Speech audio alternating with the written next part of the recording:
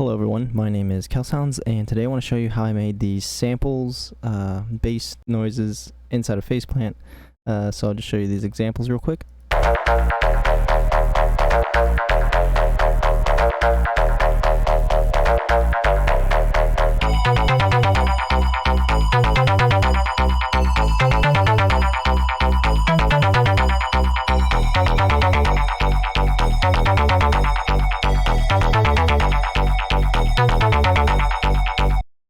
But yeah, I actually have this sample pack is also going to be in my Patreon, so if you're subscribed to that, you can go ahead and download this sample pack. There's a total of 10, where's it? Faceplant bass synths is what it's called.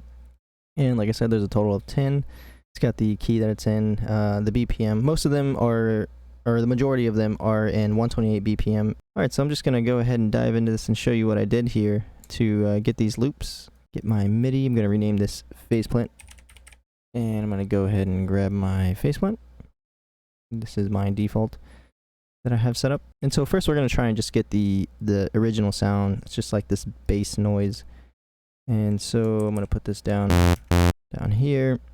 And so I think pretty much what I did was I had an analog sawtooth wave. And then I added another analog and I FM'd the phase. So I had this analog doing phase modulation to itself, and then I went ahead and added it to the first analog generator that's actually outputting sound into the effects and then to the master. So this doesn't have any sound coming out, it's just acting as the modulator. And so when it FMs itself, it kind of makes like this noise, and it adds this nice texture to the analog here, which sounds like it has noise on it, which is really cool. And I like the way that sounded. So not too much. If I put too much, of course it just sounds like straight up noise. And it's got this cool buzzing. It sounds like electricity actually a little bit. It's like, I don't know, that sounds kind of, yeah, that sounds like electricity. I'm gonna put this at like 5% probably, maybe a little bit more. Let's see what happens when we got 7, maybe 8. Yeah, that's pretty good. And then I went ahead and added a slice EQ, or no, actually I'm going to use a filter for this. And where's that at? Kind of just cut out the lows with a high pass. Maybe put the slope at 2. And then I added a disperse effect. It kind of squished my sound a little bit, smeared the transients. It sounded pretty cool, I thought. So I just put that on there, and then I added a saturator, got rid of the fuzz, and turned up the drive a bit. Then I'm going to go ahead and just actually put in a MIDI file, just so I can get a melody down as we work on our sound. Alright, screw it, I'm just going to put this one down. This is a MIDI thing that I made a long time ago with the Kilohertz 1 plugin from Kilohertz. And I'm just going to put an arpeggiator on this, turn up the gate so it's not cutting it off so much. And then I'm going to go ahead and just put this, the polyphony on 1, polyphonic, so it's not playing multiple notes.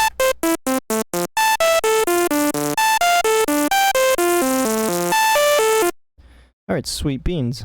And then I'm going to go ahead and let's see, what else did I add to this sound? Oh yeah, that's right, I added another analog layered on top of this one. Kind of turned it down in volume. I think I turned it up by 1 octave. Alrighty, and then I'm going to add a LFO modulator.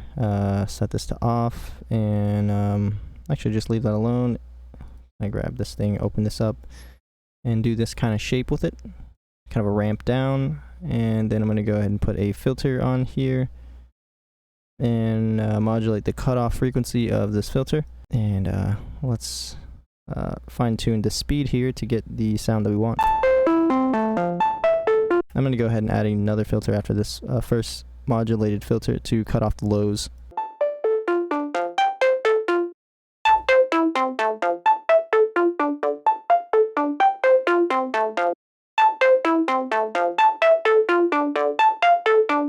Probably turn this down an octave.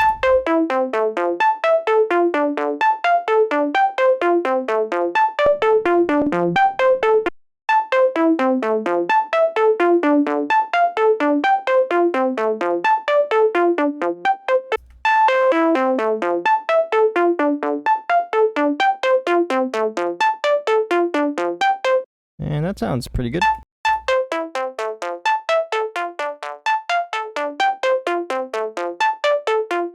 And put this beforehand.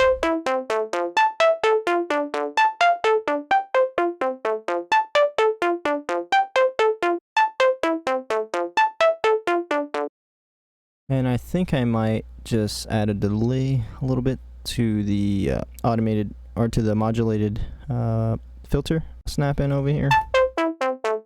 There we go. Alright, sweet. And then I think I'm just going to add a dual delay just to get some delay going. I'm going to synchronize it. That sounds pretty nice, just as the default 3/16 time signature, and probably put this down at 10 so there's not too much. And I'm going to go ahead and put this before. Actually, no, I'll put it after the filters. Then for the tone, I'll just turn it up a little bit so it's in the highs. And voila, that is the first sound. I actually turned this generator off, so I'm going to go ahead and mix it in, see how it sounds.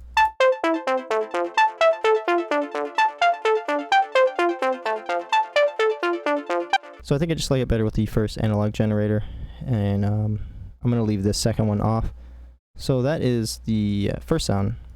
And then I went ahead and added another MIDI track here, and I'll call this the bass.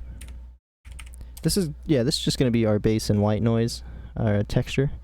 So it's just going to be another analog generator with a distortion on it, and kind of fattens up the signal so it has bass to it. And so I just turned up the drive all the way, and I'm just going to grab this MIDI and get all the low notes, all the bassy notes.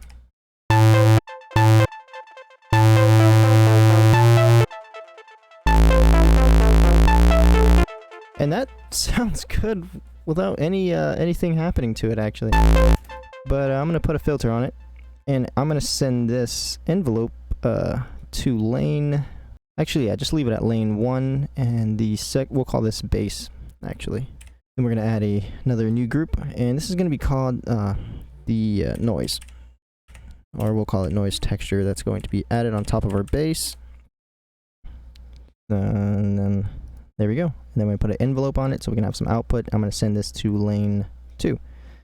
And actually, before I do that, I'm going to go ahead and put a filter on it, so kind of like this. Put a slope of like 3 maybe, turn down the Q, and then I like to do this just to make the noise sound more gritty, is I turn up the speed all the way on an LFO modulator down here. Then I modulate the gain of the noise texture, and that sounds pretty nice. And I'll go ahead and turn this to 250 and kind of just fine tune it to get the sound that I want. So let's see how it sounds when I cut off some more frequencies.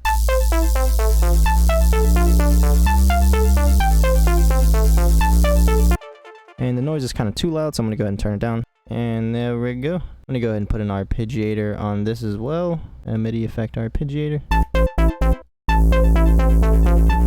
And as you can hear, it's got like this weird kind of noise when it switches notes, and that's because of polyphony, so we got to turn it down to 1. There we go, and it gets rid of that problem. And we can actually add a envelope, or an LFO, I'm sorry. And automate. Can we do automation? Oh, we can. Alright, didn't know you could do the automate the output here of the master, which is kind of cool. I'm gonna just do that. I didn't do it with the last bass, but I'm gonna go ahead and try that out. And then I'm gonna just do this. Let's see how it sounds. Probably put it at. Wow, I didn't know you could do that. That's actually really cool. What we do here, kind of like add this shape to kind of let the bass cut through a little bit more.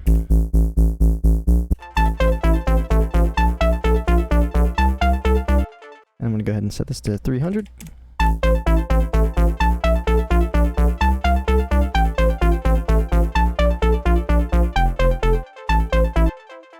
And then that's pretty much all I did, really. And then I went ahead and grouped these, and I used a Rift, but I didn't really like the way the Rift was adding bass to the sound, because I think it was just saturating it too much, adding too much color.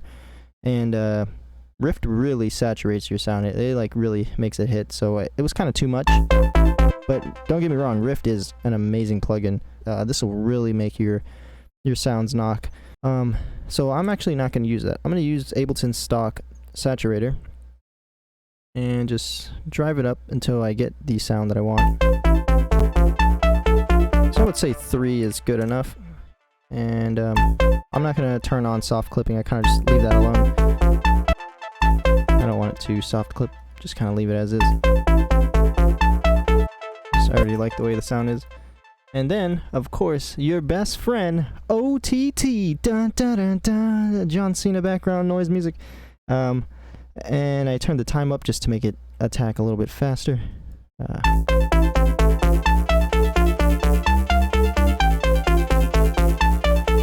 And of course, if you want to, you can go ahead and grab a EQ, any EQ of your choice, and just clean it up a little bit.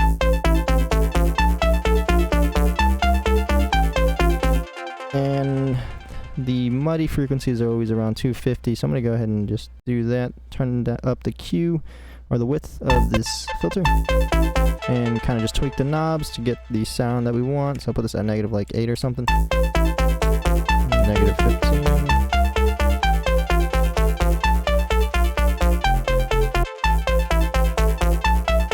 Kind of added a high pass here to kind of clean up the low end, so it's not everywhere. I boosted around 6,600 hertz, and it kind of brought out the delay, and I don't like how that dual delay is delaying the signal, so I'm going to go ahead and turn this to 2, or maybe 1.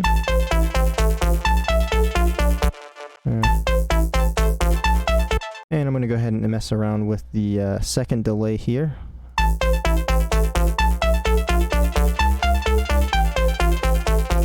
Until I get it to the way I want it to sound.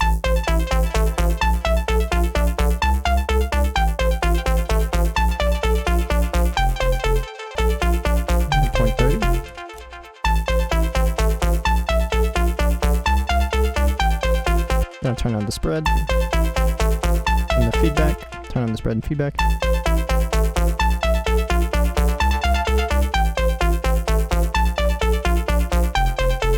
And that's how you make that bass noise, or that's how I made it inside of the sample pack that I made. But yeah, now you can just go ahead and insert an audio track and go ahead and export these. I'll rename this export, and you can have your own little sample pack, which is pretty cool. Voila. So we'll go ahead and oh, okay, yeah, delay on my bass. That's a cool effect. But I'm not gonna do that. I'm gonna turn that off. All right, there we go. Sweet.